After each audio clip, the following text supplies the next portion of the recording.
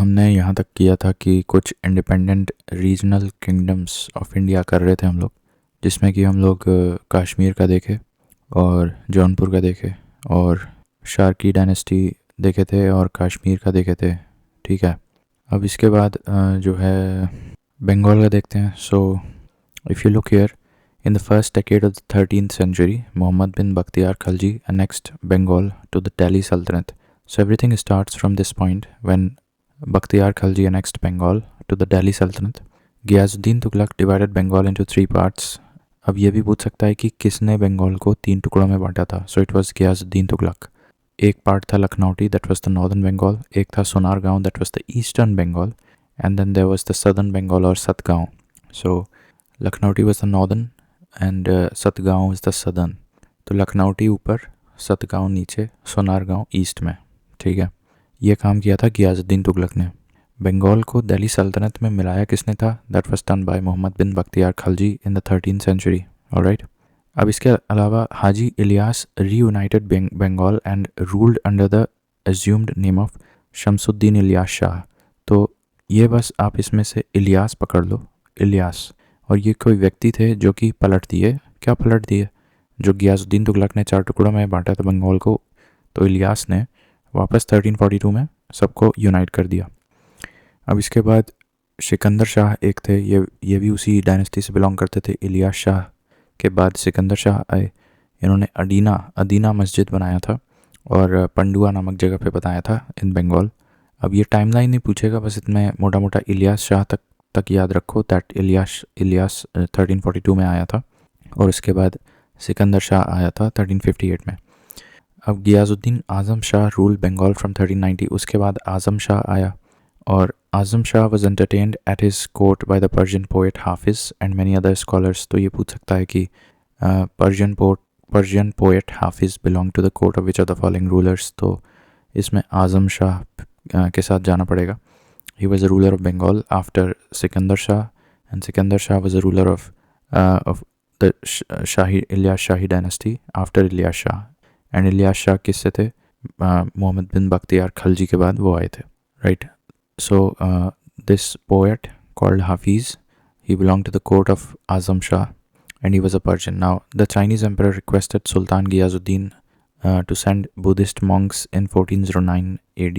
So अब उसका नाम तो नहीं लिखा है, but there was some Chinese emperor who asked for some Buddhist monks to Ghiyasuddin Tughlaq. ठीक है, and that happened in 1409 AD। Okay, now Adina Masjid ये सिकंदर शाह ने बनवाया था पंडुआ नामक जगह पे। Now Alauddin Hussain Shah shifted the capital from Pandua to Gaur. Now अब ये देखो, ये अब कहाँ से आ गया? अभी तक हम कहाँ तक पढ़े थे? आज़म शाह के कोर्ट में एक पोएट थे, ठीक है, हाफिज़ नाम के। तो आज़म शाह के बाद हुसैन शाह हैं। Hussain Shah shifted the capital from Pandua to Gaur. Alright, तो हुसैन शाह में बस ये याद रखना है कि पांडुआ से गौड़ को शिफ्ट कर दिए थे कैपिटल। एंड ये जो चैतन्य महाप्रभु थे, he was a contemporary of Alauddin Hussain Shah. तो इसमें सिर्फ हुसैन शाह याद रखो। चैतन्य महाप्रभु ये हुसैन शाह के कंटेम्प्रेरी थे और चैतन्य महाप्रभु ईस्टर्न इंडिया में काफ़ी प्रोपगेट कर रहे थे भक्ति मूवमेंट। तो ये हुसैन शाह के कंटेम्प्रेरी थे। Hussain Shah belong to the Ilyas Shahi dynasty and Hussain Shah also shifted the capital from Pandua to Gaur. Now Hussain Shah started a movement called Satyapir and Nusrat Shah was the ruler of Bengal during Babur's invasion. तो ये भी एक इम्पॉर्टेंट सवाल बन सकता है कि बाबर्स इन्वेजन के समय बंगाल कौन रूल कर रहा था? That was Nusrat Shah. और नुसरत शाह के पहले कौन था? तो that was Hussain Shah. Now Mughal emperor Akbar annexed Bengal to the Mughal empire finally. So एक बार फिर से मैं जल्दी बता दे रहा हूँ। देखो, बंगाल में पहले तो गियासुद्दीन तुगलक ने एनेक्स किया। I am sorry, not Ghiyasuddin, that was Bakhtiyar Khalji. Mohammad bin Bakhtiyar Khalji ने बंगाल को एनेक्स किया था 13th सेंचुरी में। That's one. Second, Ghiyasuddin Tughlaq divided the Bengal into three parts: northern Lakhnauti, southern तुम्हारा पड़ेगा सतगांव और eastern Bengal that is Sonargaon. Then came Ilyas Shah जिसने वापस से तीनों को रीयूनाइट कर दिया and I think that was done in 1342 and वापस रीयूनाइट कर दिया। एंड इलियास शाह के बाद आए सिकंदर शाह, जिन्होंने अदीना मॉस्क बनाया था पांडुआ में, and I think Pandua was also made the capital by this time. And Sikandar Shah के बाद जिन्होंने अदीना मॉस्क बनाया था पांडुआ में, सिकंदर शाह के बाद फिर कौन आए? आज़म शाह आए। आज़म शाह 1390 में आए थे। एंड आज़म शाह के कोर्ट में एक पोएट रहते थे जिनका नाम हाफिज़ था। ये एक पर्शियन पोएट थे।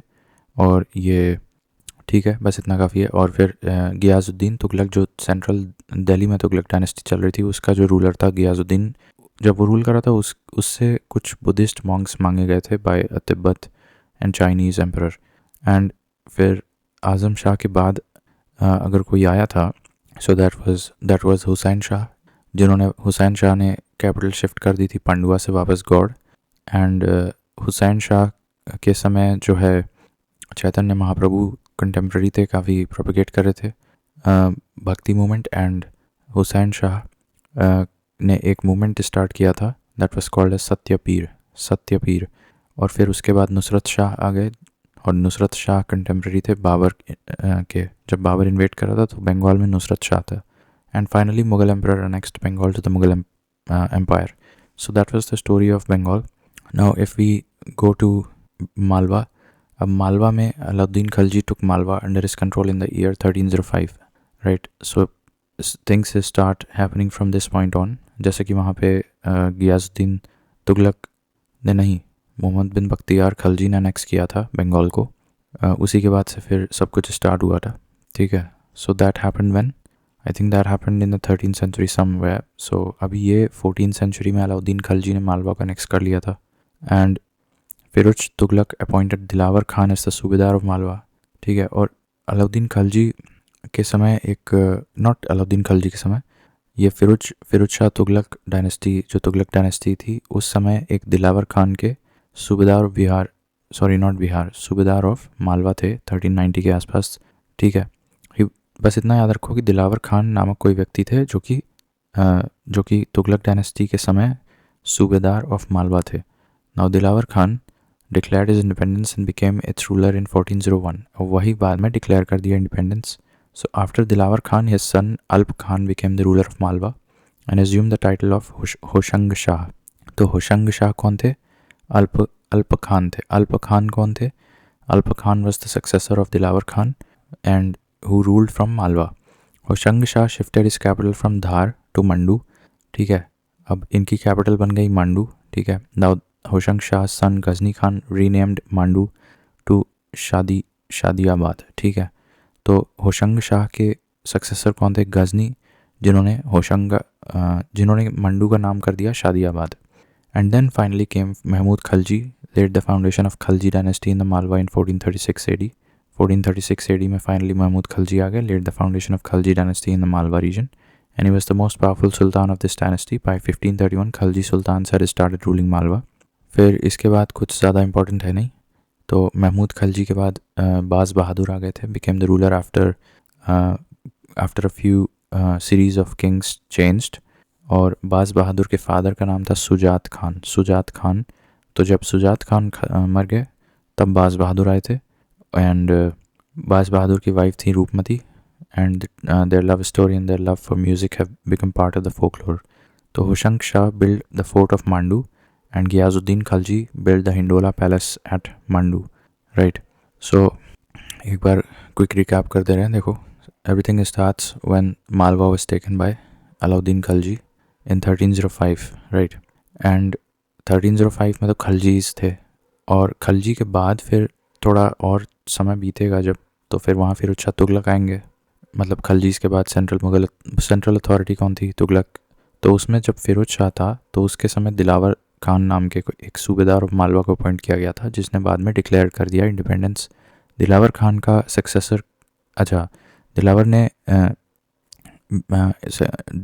became the ruler of Malwa in 1401, and Dilawar का सक्सेसर था अल्प खान, अल्प Khan, who assumed the title of Hoshang Shah.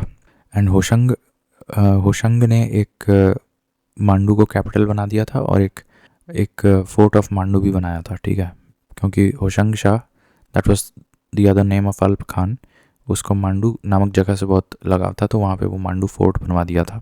अब होशंग शाह के बाद कोई गजनी आए थे, और उन्होंने मंडू का नाम बदल के शादियाबाद कर दिया था. एंड देन महमूद खलजी आए. Mahmud Khalji laid the foundation of a new Khalji dynasty, right, in the 1436 year. And उसके बाद फिर खलजीज में, महमूद खलजी में फिर उसी में बाद में जाके बाज़ बहादुर आते हैं, जिनकी वाइफ रूपमती थी. और बाज़ बहादुर और रूपमती के लव स्टोरी के काफ़ी फोकलोर ट्रेडिशंस में आ चुके हैं. ठीक है. तो होशंग शाह जो यानी कि अल्प खान थे, दिलावर खान के सक्सेसर ऑफ मालवा, उन्होंने फोर्ट ऑफ मांडू बनवाया था. और जबकि खलजी डायनेस्टी में एक व्यक्ति थे गियासुद्दीन खलजी, जिन्होंने हिंडोला पैलेस बनवाया था मांडू में. ठीक है. So Hindola palace was built by Ghiyasuddin Khalji. All right. अब गुजरात का थोड़ा सा है और मेवाड़ का है, but we are going to skip these two. ठीक है. एंड खानदेश. तो और उड़ीसा में बस इतना याद रख लो कि कोई अनंत वर्मन षोड़गंगा, ये established a powerful kingdom of Odisha. Anantvarman ruled from 1076 for about 70 years and he was the one who constructed the Jagannath Puri temple. ठीक है. और षोड़गंगा अनंतवर्मन के बाद फिर ईस्टर्न गंगा डायनेस्टी भी आई थी कुछ समय के लिए, और सूर्यवंशी गजपति डायनेस्टी भी आई थी. ये सब eastern Ganga as well as Suryavanshi Gajapati, ये सब उड़ीसा के डायनेस्टीज़ हैं. ऑलराइट. अब मेवाड़ का भी देख लेते हैं. ठीक है. गुजरात का हम नहीं देखेंगे, मेवाड़ का देख लेते हैं. सो मेवाड़ का बस इतना याद रखो कि एक बहुत ही फेमस स्टोरी हम लोग को पता है, पद्मावत फिल्म देखे होगे अगर, उसमें अलाउद्दीन ने मेवाड़ को नेक्स्ट कर लिया था by defeating Ratan Singh, the ruler of Gahlot dynasty of Mewar.